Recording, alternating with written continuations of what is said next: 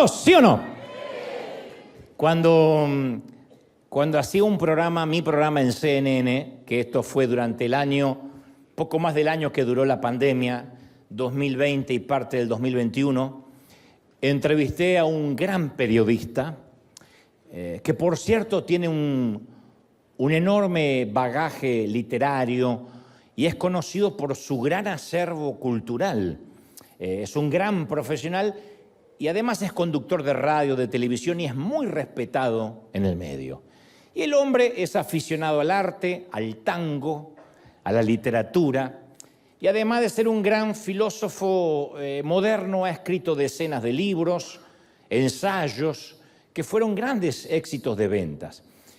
Él se define a sí mismo como agnóstico, que no es lo mismo que ateo, agnóstico, que tal como lo describe la RAE, la Real Academia Española, no afirma la existencia o la inexistencia de Dios y no tiene una opinión concluyente de Dios porque considera que no hay evidencia suficiente ni para afirmar ni para negar la existencia de Dios.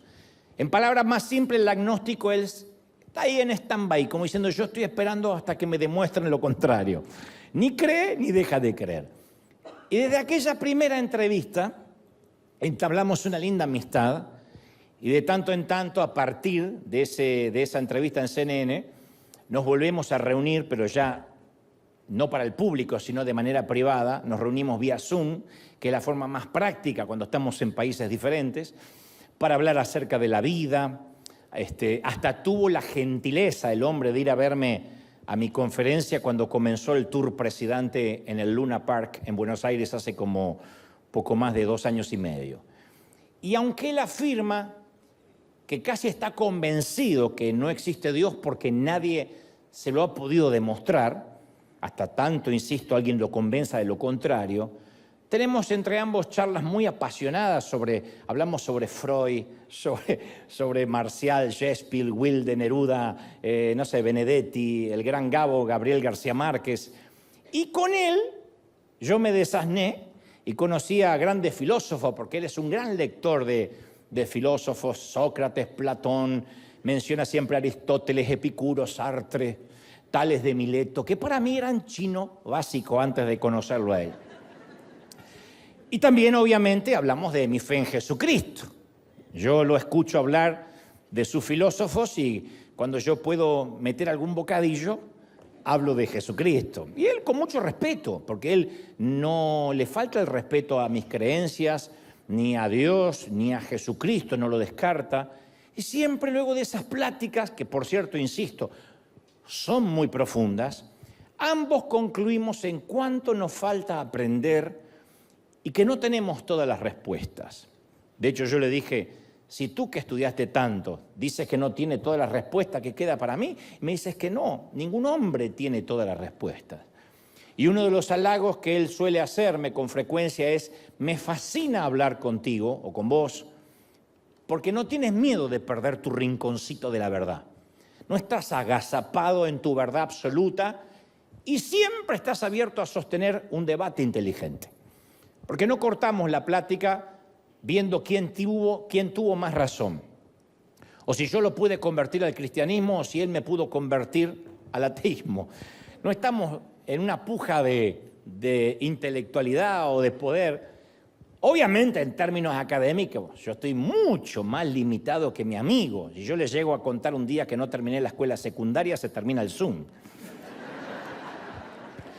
Pero él destaca mi valentía intelectual, así lo dice, para admitir mi ignorancia en muchas cosas. Él dice, hay que tener mucha valentía intelectual para decir, de esto no sé. Y especialmente proveniendo de un argentino, porque los argentinos sabemos todo. Un taxista argentino sabe lo que pasa en la NASA, siempre.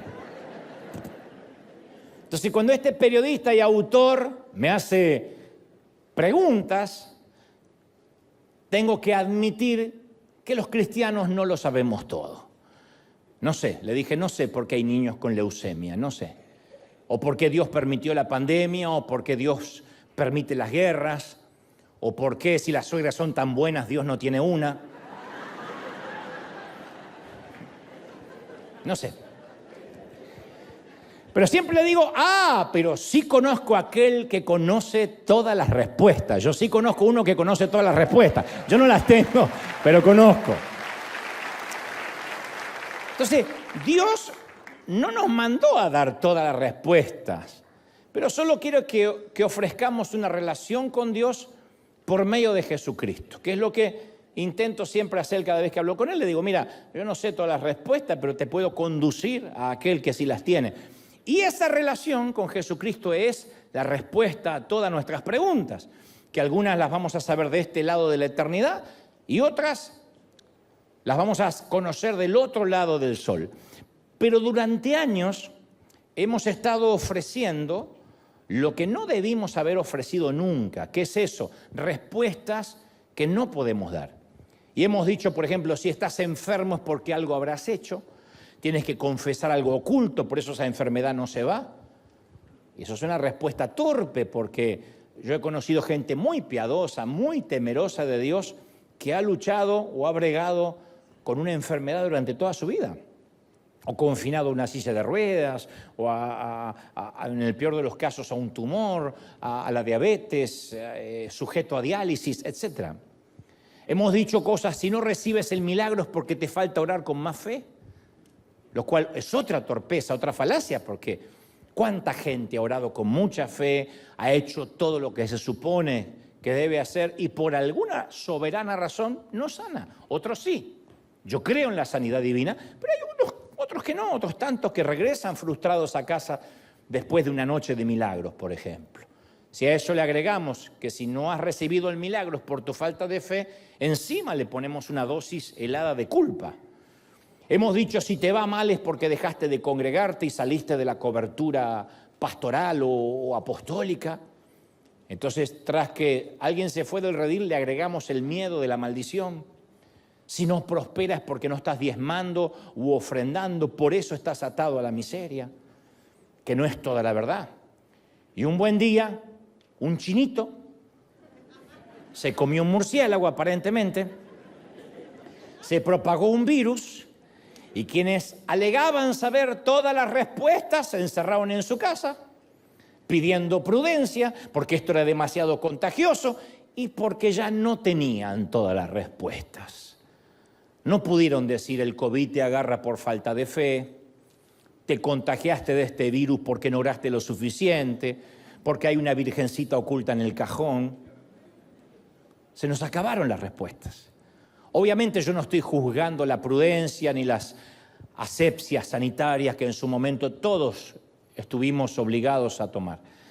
Pero fue decepcionante cuando la gente notó que quienes decían tener todas las respuestas, ahora también tenían muchas preguntas y por sobre todo muchísimo miedo.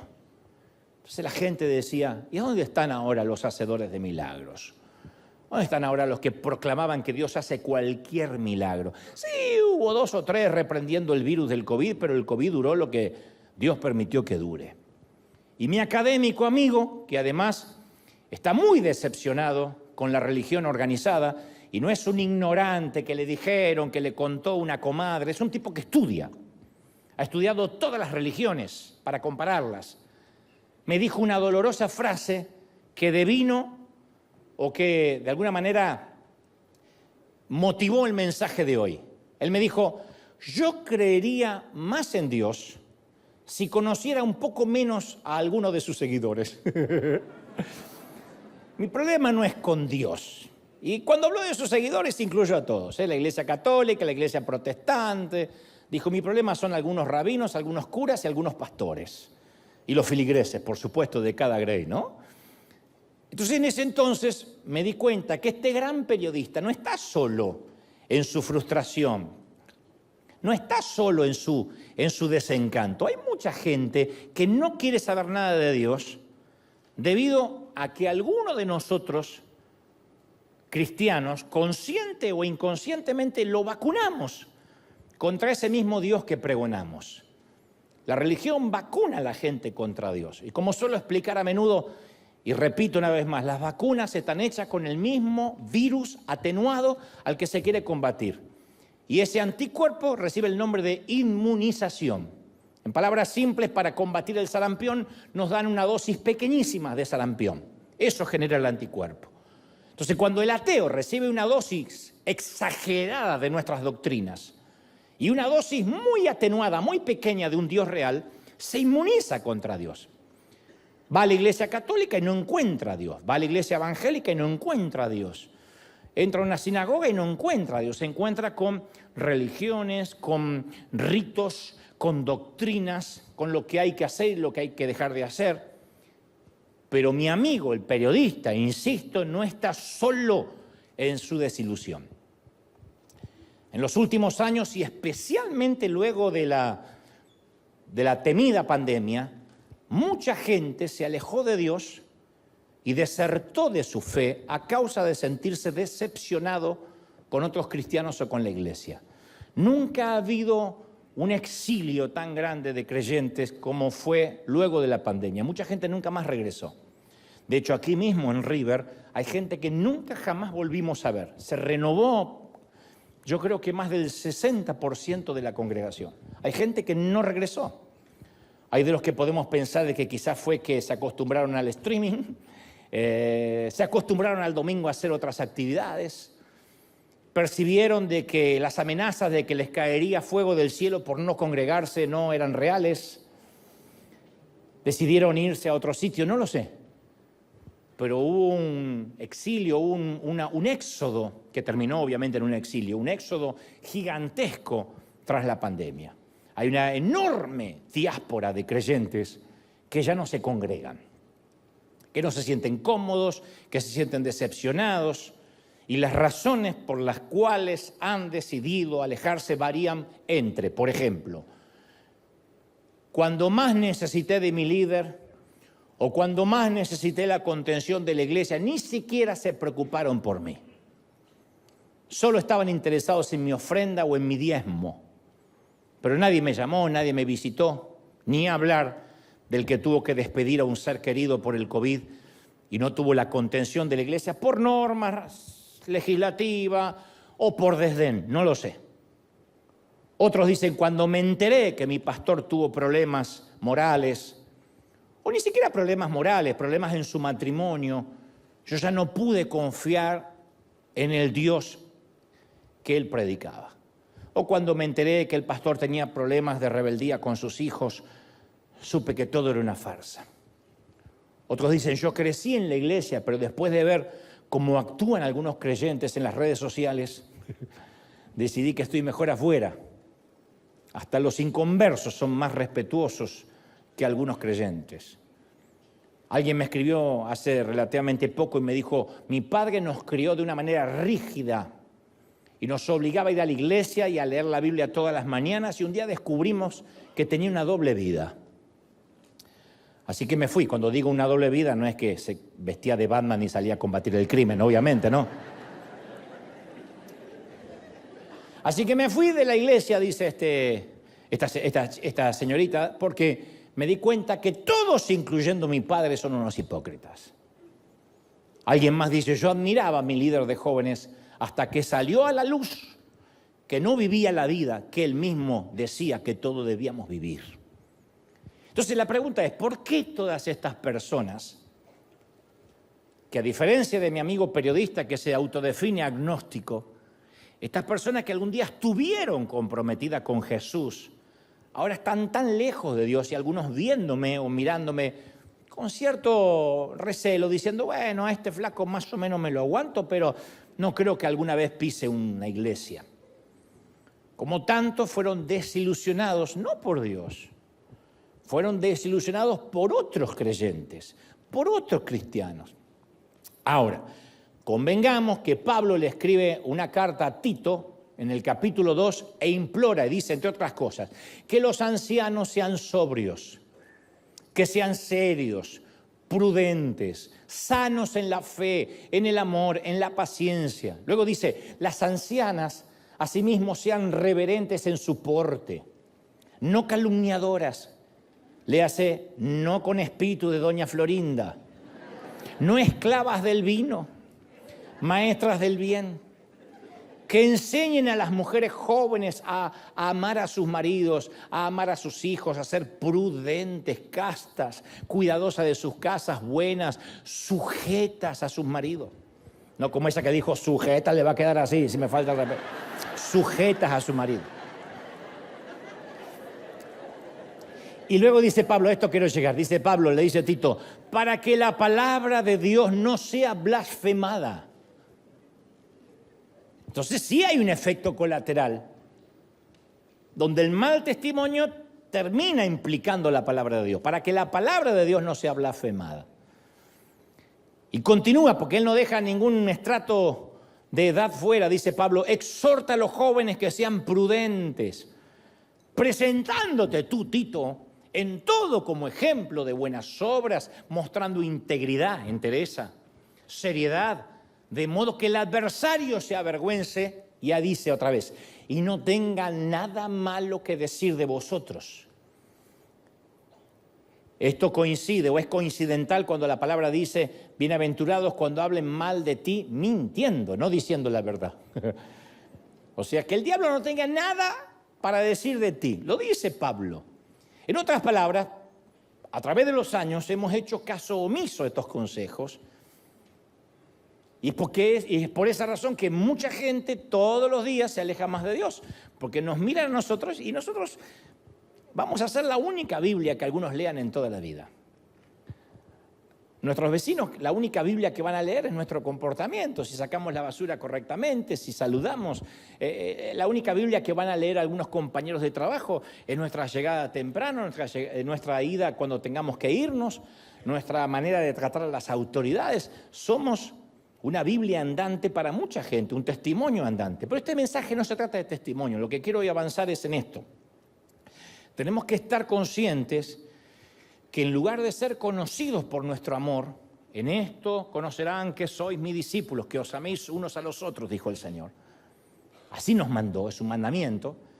Tenemos que estar conscientes que en lugar de ser conocidos por nuestro amor, sus seguidores, hoy en día somos más conocidos por todo lo que odiamos, por todo lo que desaprobamos, por todo aquello a lo que nos oponemos.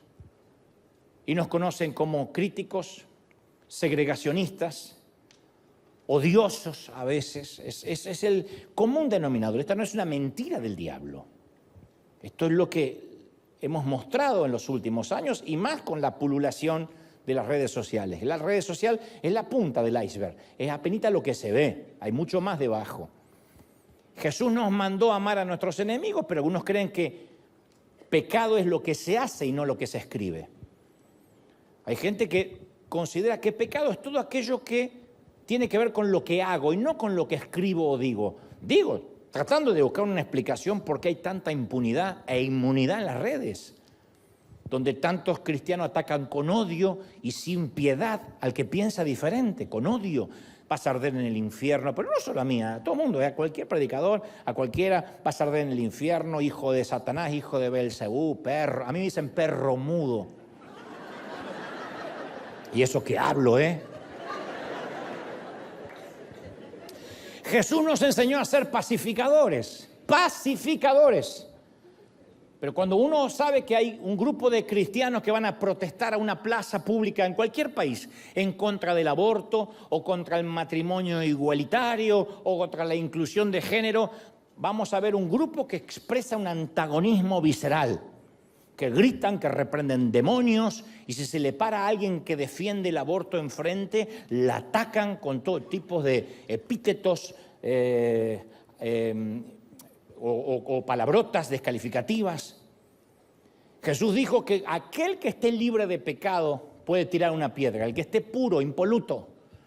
Pero nos consta que hay ministerios completos que se dedican a desenmascarar gente, según ellos, a arrojar piedras a cualquiera que se atreva a pensar diferente.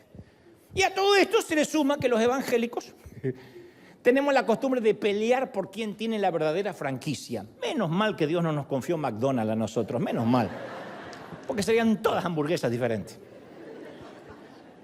Y decimos, no, en aquella iglesia tienen una versión de la Biblia errónea, leen la NBI y hay que leer, todo el mundo sabe que Dios quiere que leamos la Reina Valera. ¿Quién dijo? No, en aquella iglesia tienen un estilo de música que no le agrada a Dios, porque hay gente que sabe qué estilo de música le agrada a Dios. Allá tocan rock, que es lo que Dios detesta. No, lo detesta este, que está viejo, no Dios. Aquel pastor abusa de los chistes de suegra cuando predica, por eso Dios no lo bendice.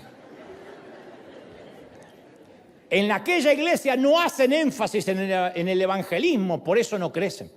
Entonces alguien se encuentra con una iglesia que evangelizan mucho y dice, sí, pero no hacen seguimiento. No veo que consolidan a la gente, no practican el discipulado.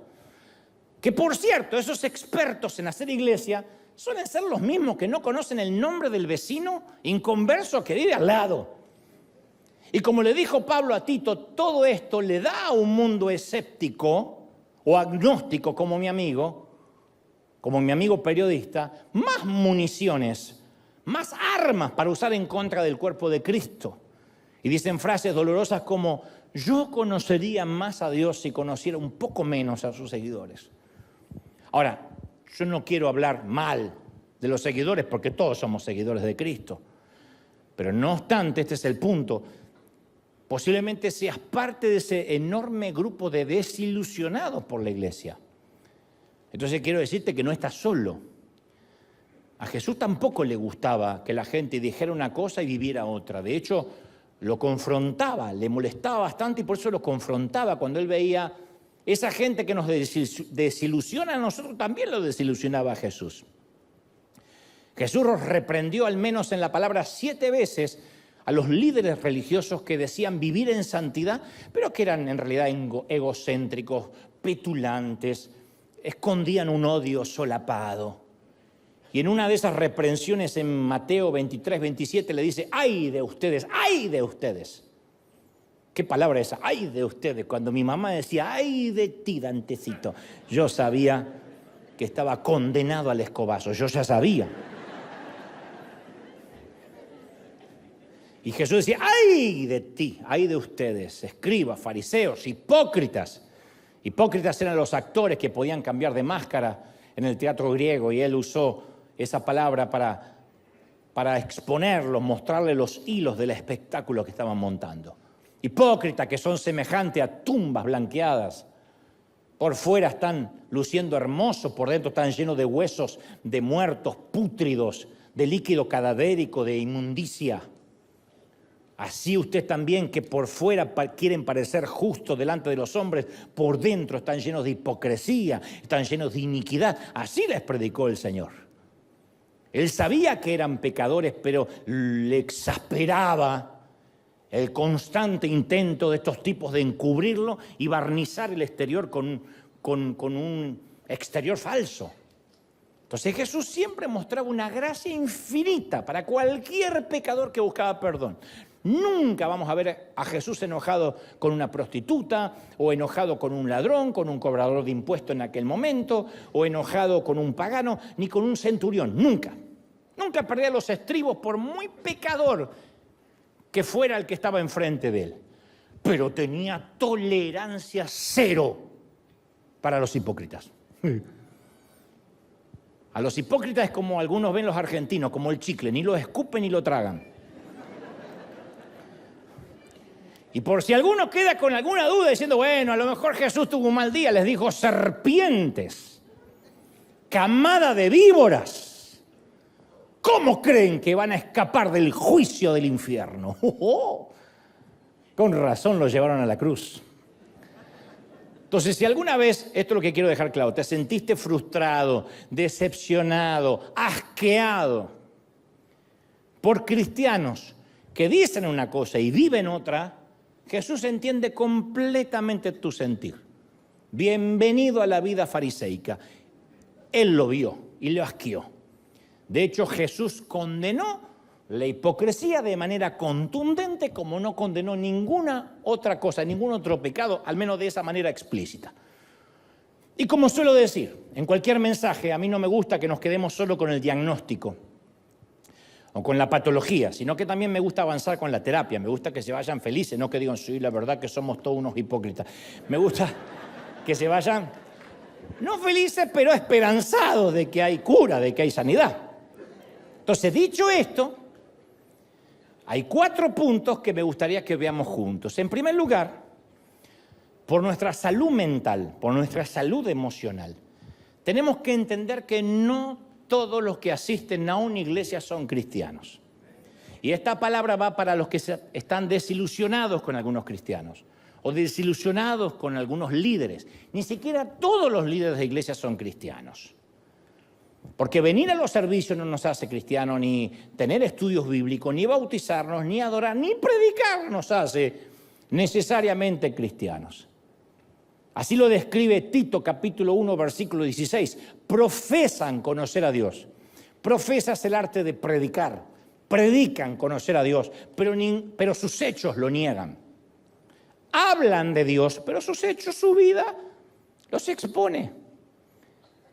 En la parábola de Jesús a las cabras y a las ovejas en Mateo 25, 31, vemos que tanto las ovejas como las cabras responden al rey con la misma pregunta. Señor, ¿cuándo te vimos preso, desnudo o hambriento? Pero nota que dicen Señor. No dicen, ¿y tú quién eres? Le dicen, Señor, ¿cuándo te vimos hambriento, preso, desnudo? Tanto las ovejas como las cabras. ¿Cuál es la diferencia? Las ovejas mostraron evidencia de la obra de Jesús en sus vidas, mientras que las cabras no lo hicieron, pero ambos reconocieron a su Señor. Entonces, en primer lugar, no todos los que nos decepcionan son necesariamente cristianos. Aunque se congregan, aunque lleguen 20 años, hay gente que se bautizó y dejó la lengua afuera, por eso es chismosa, porque la lengua no se le bautizó. Habría que hacerle un bautismo de lengua. Bautizar en un vaso. Y sí. Hay gente que se bautiza y es miserable, mente de ratón en cuanto al dinero. Todo quiere que sea gratis, porque ahora la salvación es gratis, todo es gratis, porque cobran y porque hay que pagar y porque quieren que le den Biblias gratis, que le den o si es posible, un subsidio de por vida y le paguen el sándwich para que venga a la iglesia. Y es gente que se bautizó todo menos la billetera, es así. Entonces, no todos los que están en la iglesia son necesariamente cristianos. En segundo lugar, en la iglesia abundan, de esto hemos hablado, los niños inmaduros. Son cristianos, el otro grupo, pero hay muchos niños inmaduros. Jesús siempre se acercaba a las personas como estaban en el momento, y todavía lo hace. No espera que crezcamos para que a partir de crecer nos convirtamos a Él. Nos acercamos como estamos. Y el escritor a los Hebreos, el capítulo 5, verso 13, afirma, porque todo aquel que toma leche no está acostumbrado a la palabra de justicia, porque es niño. No dice porque es un mundano, porque es niño. Pero el alimento sólido es para los adultos, los cuales tienen la práctica, tienen los sentidos ejercitados para discernir entre el bien y el mal. Esto da la pauta, dice el escritor a los Hebreos, de que hay adultos que no hay que decirle esto se puede, esto no se puede, esto edifica a Dios, esto no edifica a Dios, esto glorifica al cuerpo de Cristo, esto lo deshonra, porque ya son adultos. Y hay niños que hay que decirle todo porque son niños, todavía no tienen el discernimiento. Entonces, aunque la salvación es un evento único, la transformación es un viaje que dura toda la vida. Todos estamos siendo transformados todo el tiempo. El Espíritu Santo puede llegar a nosotros, ¡boom!, de una manera instantánea, pero el cambio se da día tras día con Cristo. Algunos son niños, otros son adolescentes, otros son adultos.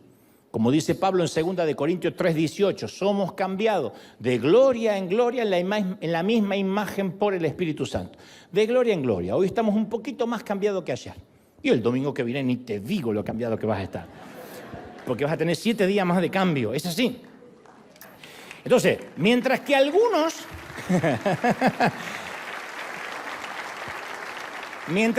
están madurando, otros viven también en un estado de anorexia, de raquitismo espiritual. Algunos ni toman leche, toman calostro. Que irónicamente, esos que toman leche, o calostro, que es la primera sustancia que la mamá segrega parecida a la leche para el bebé, esos que más critican, esos niños son los que más critican, suelen ser los más críticos, los más despiadados. Tengo base para esto. En defensa de ellos, tenemos que comprender de que detrás de cada crítica hostil siempre hay temas emocionales no resueltos. No hay una adultez sana detrás. Eso proviene de la inseguridad del infantilismo espiritual, la falta de desarrollo de la madurez. Es un patrón que no falla. Hasta el propio Sigmund Freud, lo hablábamos con este amigo periodista, definió esto como proyección, que es un mecanismo de defensa psicológico en el que una persona atribuye sus propios pensamientos, sus propios sentimientos, sus propios comportamientos a otra persona. No puede ver sus propios defectos y ve sus propios defectos reflejados en el otro. Y los estudios han demostrado que los más propensos a usar este mecanismo de defensa llamado proyección es la gente inmadura, o sea, los niños. Quienes critican son niños. El que es adulto en Cristo no tiene tiempo para criticar. Ya se dio cuenta de todo lo que le falta cambiar a él, como para andar mirando a otro. ¿Qué es la proyección? Bueno, un esposo se siente atraído por una extraña y entonces irónicamente le hace escenas de celo a su esposa. Qué pobrecita, ni se movió de la cocina. Pero como él se siente atraído a otra persona, proyecta en ella y se pone celoso. O al revés, una mujer puede hacerlo también. Un hombre se siente inseguro de su masculinidad y entonces se burla de cualquier hombre que le parece un poco afeminado. Proyecta en otro su peor miedo. Para que no hagan chistes. Una mujer critica a su hija por interrumpirla mientras habla. ¡Siempre me interrumpe!, le dice a la hija, cuando es ella la que interrumpe a todo el mundo. Es la madre la que no deja hablar. Una amiga te acusa de que eres narcisista y de que todo pasa por ti, cuando ella es en realidad la que piensa que todo el universo gira a su alrededor. ¿No te causa gracia cuando alguien te dice, ¡ay, qué narcisista eres! Y dice, no tienes espejo, desgraciada, de verdad no te mira. En esa misma línea de pensamiento, siempre que un cristiano critica a alguien de manera despiadada, es porque inconscientemente se refleja en quien está criticando. El acusar al otro está tratando de esconder sus propias transgresiones. Siempre, no falla. Es psicológico y es espiritual. Muéstrame a un líder que se empeña en levantar la bandera de la moral, que siempre está levantando la bandera de la moral. No digo que no haya que predicar el buen testimonio, pero hay alguien siempre que está levantando la bandera de la moralidad, buscando el pecado mínimo en el otro, que generalmente expone a su propia familia como modelo de vida. Aprendan cómo es un matrimonio, así se crían los hijos. Y critica a quienes no siguen su ejemplo. Y tarde o temprano yo te voy a mostrar a un pequeño hombrecito que lucha o con pornografía oculta, o con adulterio, o con aún algo peor. Pero el recurso es dar vuelta a la tortilla y ver en el otro lo que no quiere ver en él. Esa es la raíz de la crítica destructiva. Esa es la razón por la que Jesús dijo en Lucas 6:41, ¿por qué miras la paja del ojo de tu hermano y no ves la viga que hay en el tuyo, cabezón? ¿Cómo puedes decirle a tu hermano, ay hermano, sácate la paja del ojo y no mirar la viga, la madera que tienes en el tuyo? Hipócrita, dijo Jesús. Saca primero la viga de tu ojo y entonces vas a ver bien, en todo caso, para sacar la basurita del ojo de tu hermano. Ya Jesús hablaba de proyección mucho antes que Freud, mucho antes que cualquier psicólogo. ¿Cómo vas a mirar la basurita del otro cuando tienes un depósito de basura en el tuyo? Entonces, ninguno de nosotros estamos en condiciones de juzgar a nadie. Ninguno, no podemos juzgar a nadie. Cuidado cuando oras y dices, Señor, ¿dónde está tu justicia? Tú no quieres la justicia de Dios. Tú no quieres la equidad de Dios. No. Tú necesitas gracia como yo. No quieres justicia para el otro, porque si la justicia cae para todos, no habrá nadie el domingo que viene aquí, nadie. Entonces el trigo y la cizaña, dijo Jesús, crecen en el mismo campo. Y Jesús advirtió en Mateo 13:29, no sea que al recoger la cizaña arranquen el trigo junto a ella. No sea que en el afán de salir de cacería de brujas y desenmascarar a los falsos profetas, estés tocando en ungido. Dejen que ambos crezcan juntos. Y cuando llegue el tiempo de la cosecha, dijo Jesús, diré a los segadores, recojan primero la cizaña, átenla en manojos y quémenla. El trigo, llévenlo a mi granero. Eso es algo que hace el Señor. El dueño del campo tiene la última palabra. Dios no nos puso aquí para decir quién va al cielo y quién va al infierno. El dueño del campo tiene la palabra, la última, ¿sí? Entonces vamos a llegar al cielo y va a haber gente que nosotros no hubiésemos dejado entrar. Y vamos a ir al cielo y vamos a buscar gente que Dios no dejó entrar y que nosotros pensábamos que lo tenían comprado ya el lote allá arriba. Porque Él es el que conoce los corazones. Él no mira lo que el hombre mira. Y Él dice, ustedes no se ocupen de sacar la cizaña, no la saquen. No la saquen. Dejen que crezca junto cuando llegue el juicio final. Yo me encargo. O sea, Dios nunca nos mandó ni de FBI, ni de limpiadores de vida, ni de controladores, ni policías del pensamiento ajeno. Dios nos dijo, dejen crecer juntos, todo, trigo y cizaña. Entonces, hay creyentes que no son realmente creyentes y se congregan, y hay creyentes que son niños. Eso lo tenemos que tener muy claro. Tercer lugar, la iglesia está compuesta también por gente mal enseñada. Mi mamá me solía decir, maleducado. Y yo le decía, ¿y quién me educó?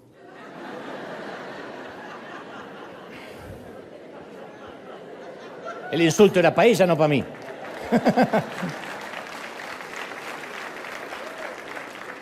Entonces, aclaro, la etimología es, la iglesia está llena de gente mal aprendida y también mal educada. Mal educada y mal aprendida. Tenemos que reconocer que en nuestros fundamentos de la fe, puede que haya grietas causadas por creencias defectuosas. Y para esto voy a decir lo que me dice mi amigo a mí. Agradezco tu honestidad intelectual. Tenemos que reconocer que puede que tengamos creencias defectuosas. Ese es el tercer grupo. Hay mucha gente con creencias defectuosas. No lo hace por maldad.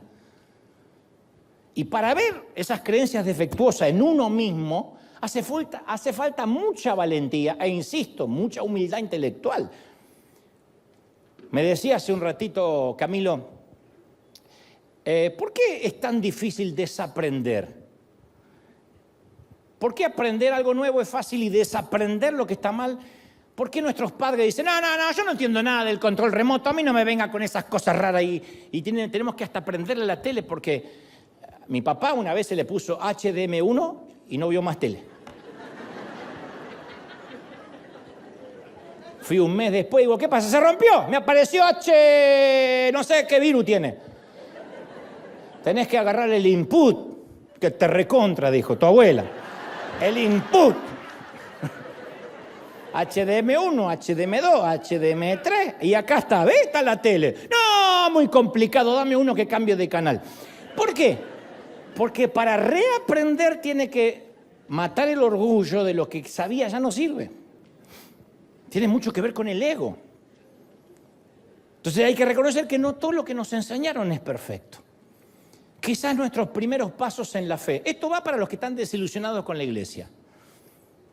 Quizás nuestros primeros pasos en la fe fueron en una congregación de pensamiento positivo, donde nadie nos entrenó para la vida real. Y al principio eso es lindo, porque uno entra a la iglesia y te dice, reclama las promesas, agárrate una promesa de acá, ahora empodérate, una palabra está gravitando, a bien quien la atrapa y pasen al altar y reciba, empodérense. Al principio siente que entraste en Marvel. Te sientes un superhéroe, pero no te entrenaron para la vida real. Y esos fueron tus inicios, así se fundamentó tu fe. Después te chocaste contra la vida real y dijeron, me timaron. O tal vez crecimos en una congregación que se hizo énfasis mucho en lo emocional. Hay gente que sus primeros pasos en Cristo eran las emociones, sienta la presencia de Dios. ¿Qué pasa que no siente la presencia de Dios? Reciba el fuego. Y hay gente que no se prende, hay gente que es leña verde. Mi papá era uno de esos, alemán, imagínate. El pastor le decía, reciba. Él ponía el pie así, sin tu abuela me voy a caer. Y pues yo no siento nada. Y la gente que va a esas iglesias emocionales, hay algunos que se frustran y otros que no, que les encanta y pasen al altar y sienta la chiripiorca de la unción y emborráchese. Y claro, no está mal, no estoy haciendo un juicio de valores, lo que digo es que no nos enseñaron a madurar en una fe más adulta. Entonces después, durante la semana, nos sentimos ese fuego y entonces nos frustramos y decimos, me timaron la iglesia, Dios me defraudó. Dios no te defraudó. Nos vendieron humo, pero Dios no nos defraudó. Yo en mi caso crecí en una congregación atizada por el miedo. Así que me adoctrinaron que no podía ver televisión porque me iba al infierno, todo me iba al infierno. Jugar cartas no podía, escuchar música secular, bailar, ir al cine, hacerme tatuajes, jugar o mirar fútbol, meterme en la misma piscina que el sexo opuesto. Íbamos de campamento, se metían solo las mujeres, las condenadas tenían el mejor sol, cuando nos metíamos nosotros ya hacía un frío. Y encima, quién sabe si orinaban dentro de nosotros, no tenemos... Pero siempre que salían había más agua. No podíamos leer historietas. Yo era fanático de las historietas, me encanta dibujar. No podíamos leer ni el pato. Se predicaba esto, aunque no lo crean. Dios me muestra que alguien oculta un pato Donald debajo de la cama.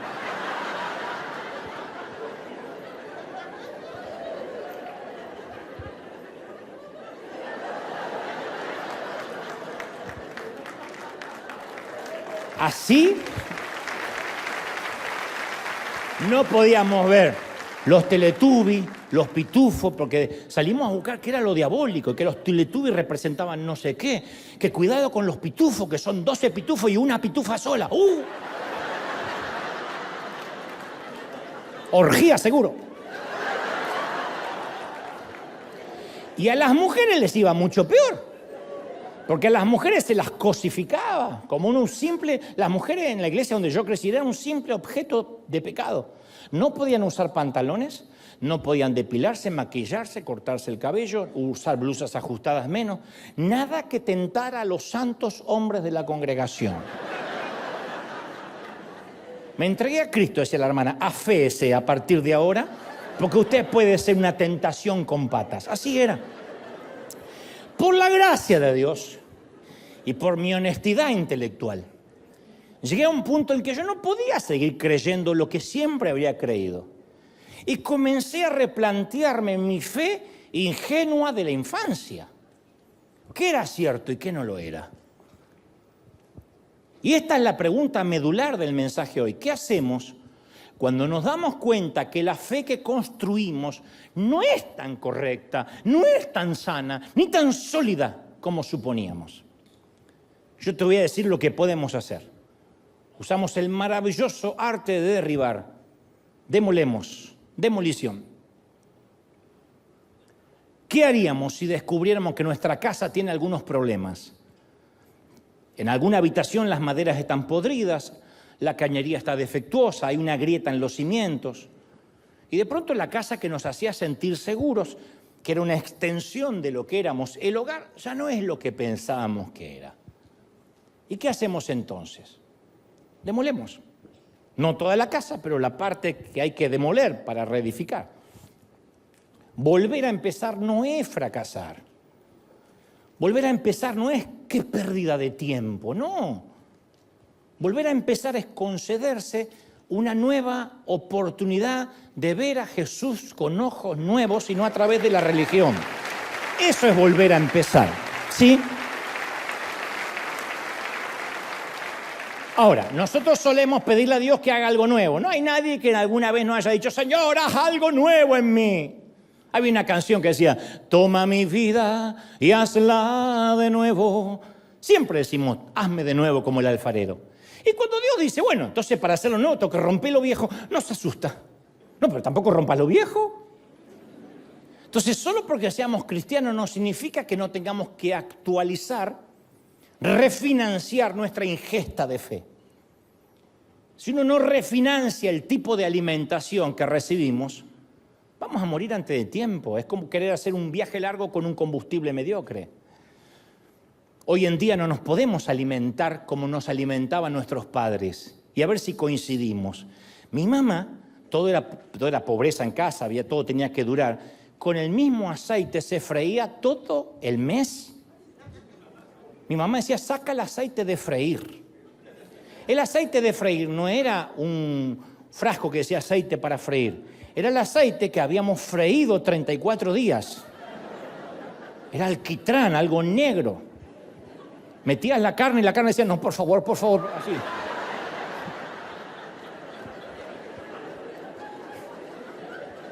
No salía empanizada, salía embarrada la carne. Aceite en cantidad industrial, fritura, así. Se comía y lo que había, no había alimento transgénico, ni orgánico, nada. Hoy en día las enfermedades han ido aumentando.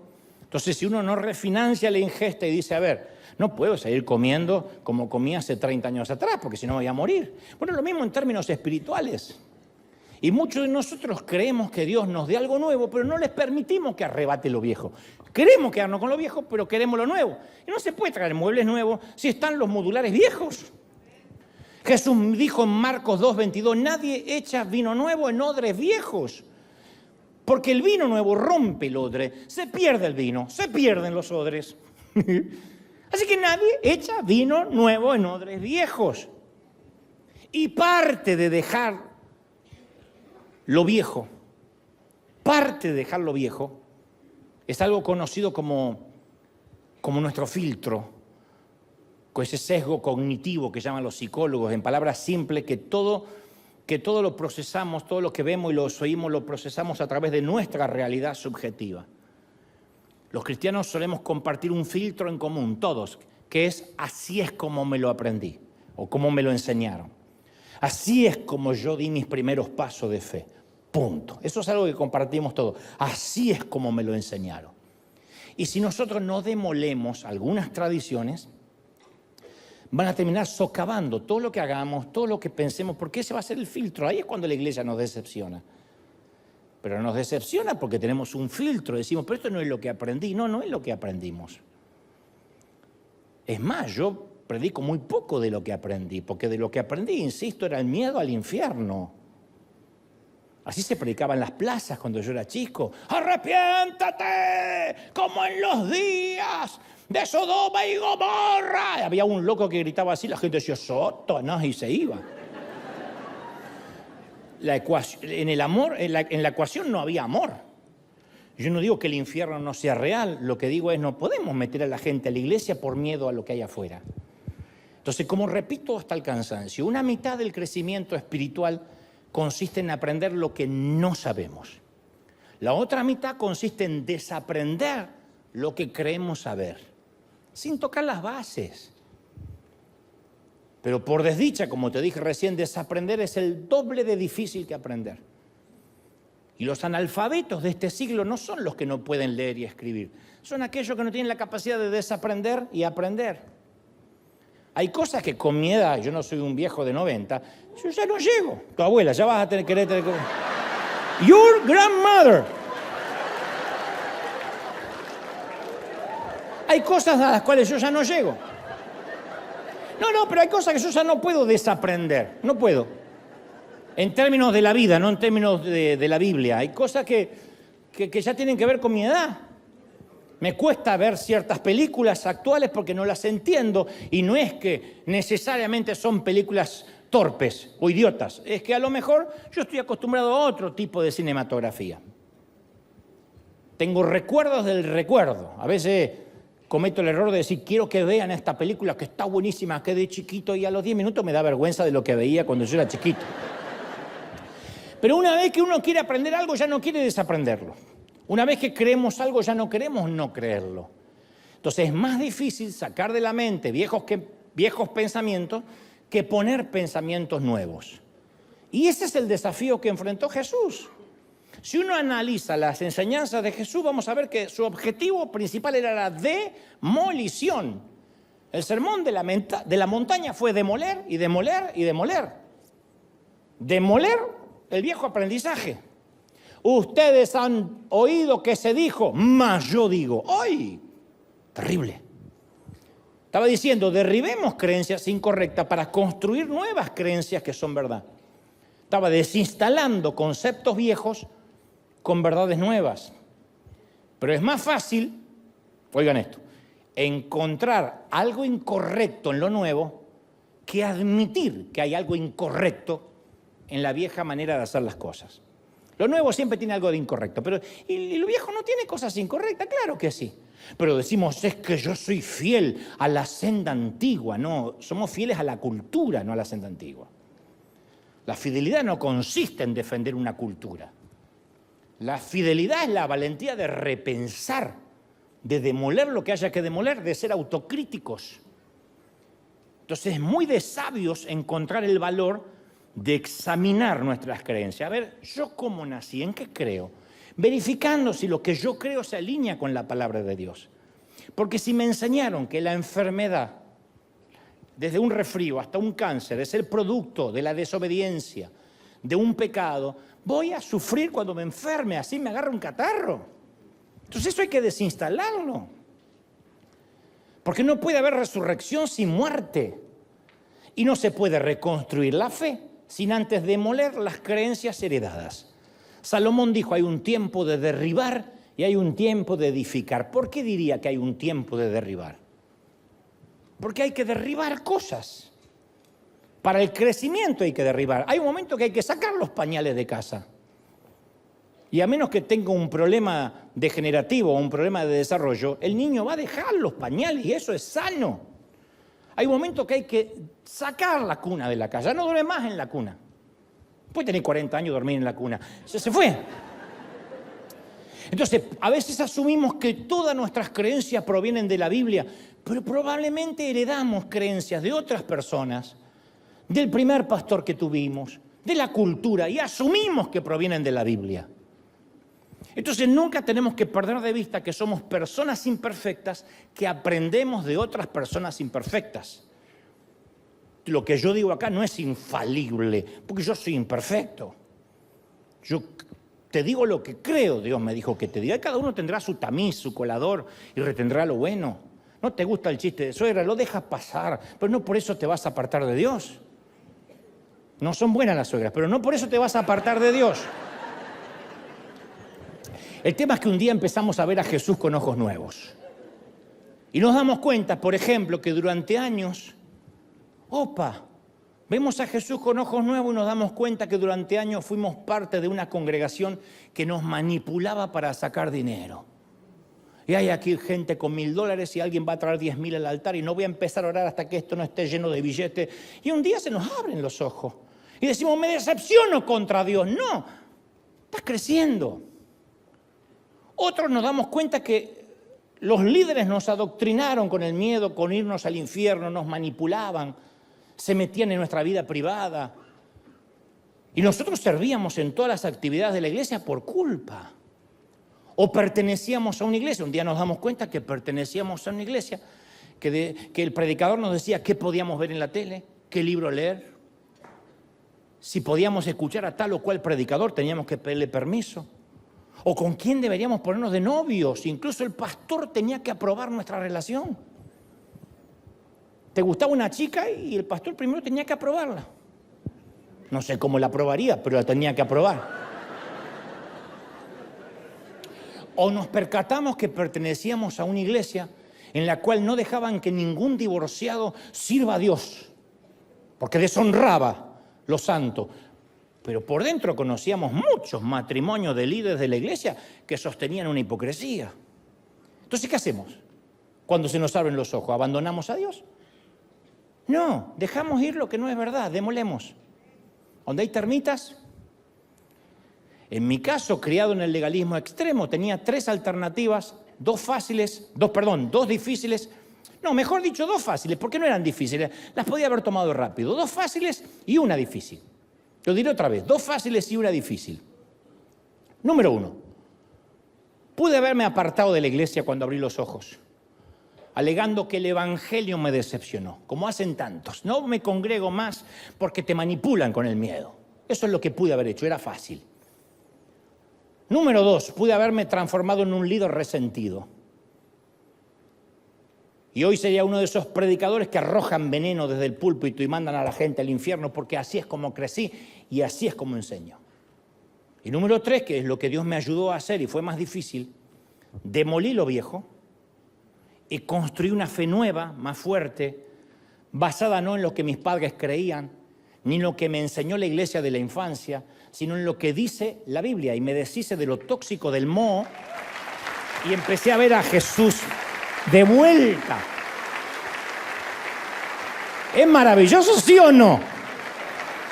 Pero mucha gente, en lugar de desechar lo malo y conservar lo bueno, lo tira todo, incluso lo que es verdadero. No me congrego más, la iglesia me decepcionó. La iglesia no te decepcionó. Dios no te decepcionó. Entonces, cuando derribamos lo viejo, ¿cómo construimos lo nuevo? Viendo a Jesús, dejando de ver a sus seguidores. Le dije a mi periodista amigo inconverso, tu problema es que miras mucho a los seguidores y poco a Dios. ¿Y cómo uno mira a Dios? Bueno, es como cuando armamos un rompecabezas y no sabemos por dónde empezar. ¿Qué hacemos? Miramos la imagen de la caja y eso nos ayuda a entender cómo encajan las piezas. Generalmente damos vuelta a la caja y está la imagen. Jesús es la imagen de la caja y a través de Él entendemos todo lo que hay en la Biblia y vamos encajando las piezas. En Juan 14:8, Felipe le dijo, Señor, muéstranos al Padre y quedaremos felices. Y Jesús le dijo, he estado con ustedes todo este tiempo y no saben quién soy. El que me vio a mí, vio al Padre. Jesús le dijo, yo soy la imagen de Dios. Entonces, si llegamos a conocer a Jesús, conocemos a Dios. Cuanto más conocemos a Jesús, más conocemos a Dios. ¿Me siguen, sí o no? Cuando observamos la vida de Jesús, nos damos cuenta que era asombroso en su carácter, en su amor, en su comprensión, la forma que trataba a la gente con gracia, con ternura, el modo que veía al peor de los pecadores. Ahí está todo, cómo era Jesús, así es Dios. Tal cual es el Hijo, tal cual es el Padre. Entonces, repaso final. Número 1, en la iglesia no todos son cristianos. Número 2, en la iglesia abundan los niños inmaduros. Número 3, en la iglesia hay gente mal aprendida y mal enseñada. Y acaso lo más importante, en la iglesia, cuarto, todos estamos en proceso y somos imperfectos, todos.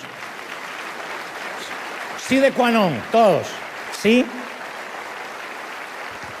¿Ven?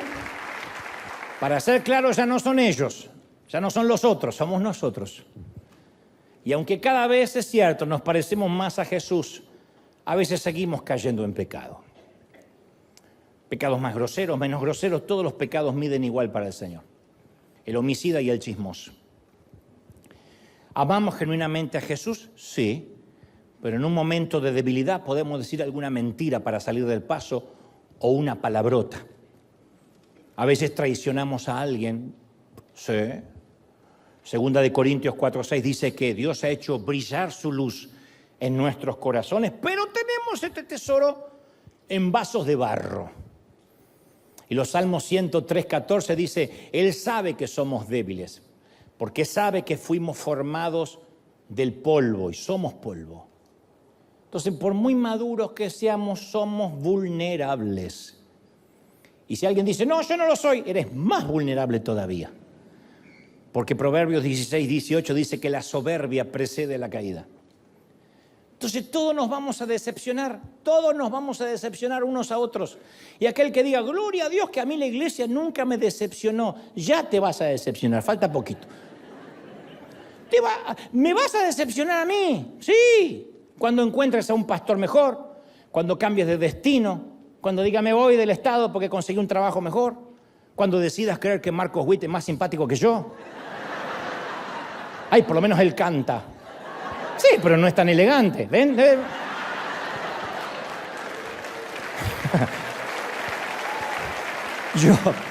Yo también voy a decepcionarte si algún día termina mi asignación, si Dios me hace partir a otro destino. Pero escucha esto, yo peco, tú pecas, todos pecamos, vosotros pecáis. Solo que tenemos la manía de ver los pecados ajenos y por eso nos decepcionamos. Alguien hace una mala maniobra en el tránsito, en el freeway, en la ruta, y casi hace que nos estrellemos. ¿Qué decimos? Una de dos, o es un imbécil o va mirando el celular, o es un chinito, pueden ser tres.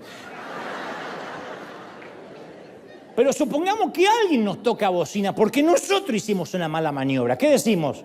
Es que yo no lo vi al auto, y Dios sabe que no lo hice a propósito. Iba orando.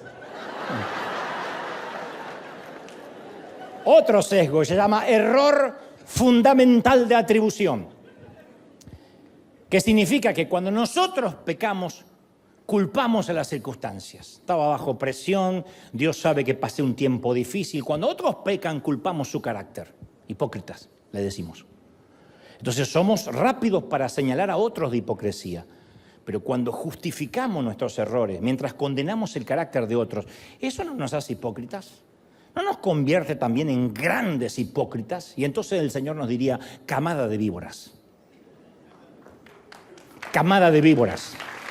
Legión de serpientes. Todos pecamos y herimos a la gente. Yo hiero a la gente, tú hieres a la gente. Todo lo hacemos porque somos iguales. Y si nos ofendemos por el pecado de otro que nos decepcionó, es porque olvidamos que es polvo, al igual que nosotros. Hechos 13:50, que los judíos instigaron a las mujeres piadosas, distinguidas, a los hombres prominentes de la ciudad para provocar una persecución contra Pablo y Bernabé, y los expulsaron de la comarca. ¿Qué hicieron Pablo y Bernabé? ¿Abandonaron la fe? ¡Ay, me decepcionó la iglesia!, dijeron. Ya no me congrego porque la iglesia me decepcionó. Si se hubiesen centrado en la ofensa, se habrían frustrado. Durante todos estos años yo descubrí que quienes me decepcionan son las personas, Dios nunca. Una vasija de barro es la que me decepciona. Me decepciona alguien imperfecto como yo. Yo poseo dos cualidades que hacen que la gente que no esté dispuesta a conocer mi corazón me odie de inmediato, así, a primera vista. Número 1, soy argentino. Por lo tanto, debo ser un soberbio y un altanero, punto. Número 2, estoy al frente de una gran congregación, por lo tanto, debe ser un predicador de prosperidad. Punto. No hay más lugar para el debate. Y esas personas a las cuales le caigo mal, con tan solo verme, editan fragmentos de mensajes para validar lo que ya creen ellos de mí, que no va a cambiar, no van a cambiar de opinión. Y todos los días esas creyentes o no creyentes se levantan y dicen, ¿cómo puedo hoy ofender a Dante? El tema es que muchos deciden dejar de asistir a la iglesia cuando un cristiano hipócrita los ofende. Pero eso es una respuesta emocional que va contra la lógica. No hacemos eso en los restaurantes. ¿Te imaginas que te sirvan una mala comida y dices, ya está, no como nunca más en mi vida? ¿Dejaríamos de alimentarnos porque tuvimos una o dos o tres malas experiencias? De la misma manera no podemos rechazar todas las iglesias porque tuvimos una mala experiencia en una o dos. Ni rechazar a Dios por unos pocos cristianos que fallan, que tal vez ni sean cristianos en realidad. No es justo juzgar a la iglesia por una sola. Y mucho menos, y es más injusto juzgar a Jesús por alguno de sus seguidores. Entonces, si metemos a todos en la misma bolsa, eso nos va a terminar alejando de Jesús. Y no es justo para nosotros porque necesitamos a Jesús desesperadamente. Entonces, si la iglesia nos decepcionó, ¿qué hacemos? Lo mismo que hicieron Pablo y Bernabé. Ellos decidieron, no vamos a dejar que los pecados de otros nos alejen de la bondad de Dios. Dios no los defraudó, la gente los defraudó. Y todos somos polvo.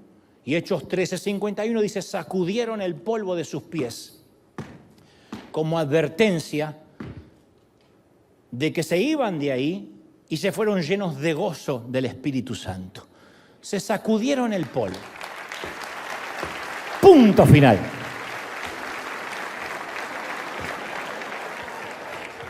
Yo no estoy minimizando el hecho de que te hayan lastimado. Puede que eso te haya hecho retroceder muchos casilleros. Puede que te haya costado muchos años, que te haya robado la inocencia, que te haya causado profundo dolor. La gente puede ser muy cruel. El dolor puede ser insoportable.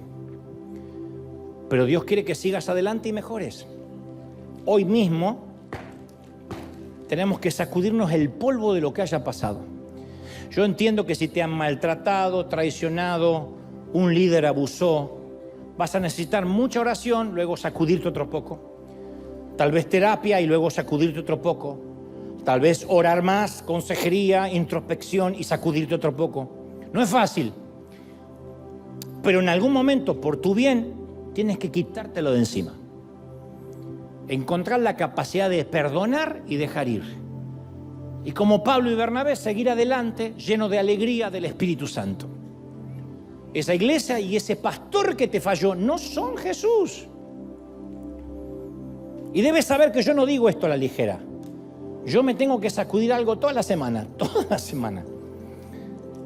Yo entiendo que la mayor queja contra la iglesia es que está llena de personas hipócritas y de fariseos con mente cerrada. Yo quiero creer que eso no es cierto. Pero las peores heridas que he experimentado han venido de personas hipócritas y fariseos con mente cerrada. Por eso te entiendo. Y quiero decirte, si alguna vez fuiste herido por la iglesia o alguien hipócrita que asiste a ella, lo lamento. I'm so sorry. Lo siento porque la gente que viene a la iglesia no actúa siempre correctamente. Algunas personas vienen a la iglesia, dicen una cosa y viven otra. Eso ha sido desde el principio de los tiempos. Algunos líderes abusan de su poder y manipulan. Algunos cristianos pueden ser arrogantes, duros, hipócritas, poco amables, faltos de amor. Es decepcionante porque eso no representa a Jesús. Eso no honra a Dios. Y no hay excusa para ello. I'm sorry, lo lamento. De verdad lamento que alguien que dijo ser cristiano te haya causado tanto dolor. Y en total transparencia, como pastor o como líder, a veces pierdo la paciencia y también caigo en el orgullo. También a veces puedo ser crítico y juzgador. A veces me enfoco más en tener razón que mostrar amor. Y cuando eso sucede, hiero a la gente y lo lamento, perdón. Pero yo voy a preguntarte algo. Si fuiste lastimado por la gente y eso te llevó a perder tu fe en Jesús, ¿no es posible que tu fe estuviera puesto en la gente en lugar de haber sido puesta en Jesús? ¿No será que confiaste más en una persona imperfecta en lugar de confiar en un Salvador perfecto? Yo puedo animarte hoy a que pongas tus ojos en Jesús y nunca te va a decepcionar. Las personas pueden fallarte, Jesús no. Nunca, jamás. Te puedo alentar a leer los evangelios con ojos nuevos y observar la vida. No mires a los hipócritas ni a la gente, mira a Jesús. Observa cómo vivió, cómo amó, cómo Jesús confrontó la hipocresía que le molestaba tanto como a ti, la tuya y la de los otros. Mira cómo mostró compasión por los más humildes, por los rechazados, cómo defendía a los maltratados, a los oprimidos, a las viudas, a los pobres. Mira cómo Jesús miraba a las personas rechazadas por la religión y se sentían atraídas hacia Él. Mira cómo los pecadores y quebrantados querían estar con Él. Entonces yo puedo animarte a que vuelvas a Jesús y que hoy puedas demoler todo lo que la gente te ha causado. Después de todo son humanos, hechos de polvo como tú y como yo.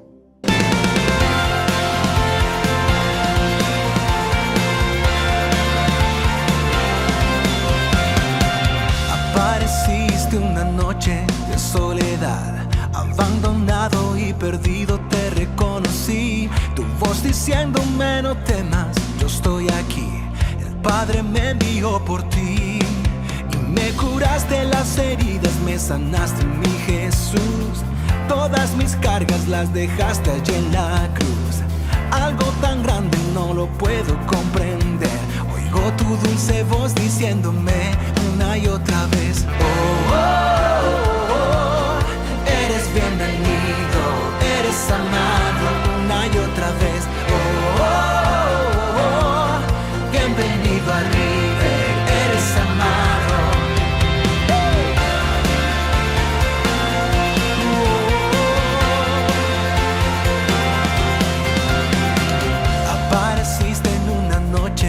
Soledad, abandonado y perdido te reconocí. Tu voz diciéndome no temas, yo estoy aquí. El Padre me envió por ti y me curaste las heridas. me sanaste, mi Jesús. Todas mis cargas las dejaste